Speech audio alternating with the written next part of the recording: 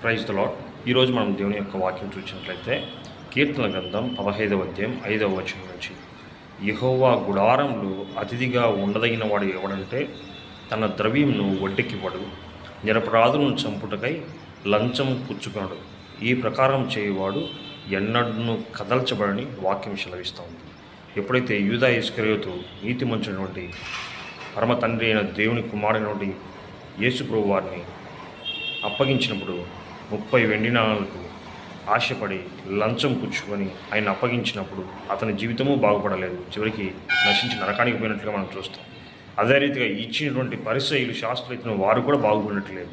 కనుక నా జీవితంలో కూడా మన డబ్బుల్ని, మన ద్రవ్యాన్ని వడ్డీకి ఇవ్వకూడదని వాక్యం సెలవిస్తుంది. అదే రీతిగా నిరపరాధులను చంపుటకై లంచం కూడా పుచ్చుకున్నకూడదు, ఇవ్వకూడదని ఈ యొక్క వాక్యం స్పష్టంగా తెలియపరుస్తుంది. సో ఈ వాక్యం దీవించి దేవుడు ఆశీర్వదించబడును గాక.